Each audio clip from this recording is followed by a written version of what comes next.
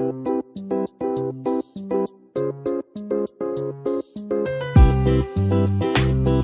Kitchen मध्ये नमस्ते. मी बनवते आहे ना इथे खारा, फ्राय खारा. तर इथे आहे ना मी पाणी गरम करून घेतलेलं आहे.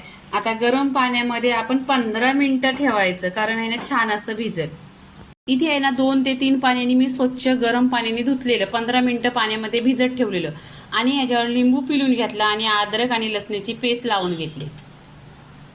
इथे आहे ना गॅसवर पॅन ठेवलेला आहे, त्याच्यामध्ये 1 चमचा तेल टाकलेलं आहे. तेलमध्ये अद्रक लसूण टाकायची.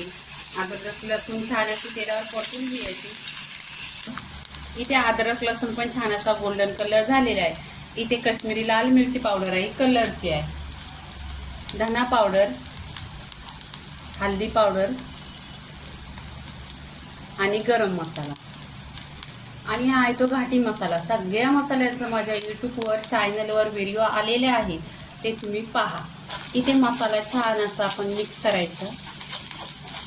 1 चमचा तेल घेतलेला आहे. तेलावर छान असं कोरडे मसाला आहे, छान असं परतून घ्यायचं.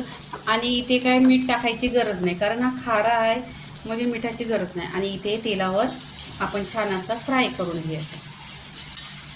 इथे घरामध्ये छोटी मुलं खात नाही म्हणून मी 3च पीस बनवलेले आहेत.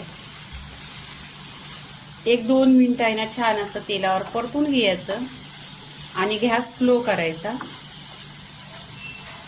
आहे ना मी ढाकण लावून 10 मिनिटं आहे ना छान असं तेलावर फ्राय करून घेतलंय. पहा, कलर पण एकदम छान असा सुरेख आलेला आहे आणि ते खुशबू पण खूप छान सुटले. तर जेव्हा आपल्याकडे डाळ भात असेल किंवा भाजीला काही नसेल तर अशा वस्तू की खाऱ्या वस्तू की फ्राय करून 1 नंबर लागतात. इथे पीसेस पहा, 3 पीसेस आहेत आणि खूप असं छान शिजवून घेतलेलं आहे.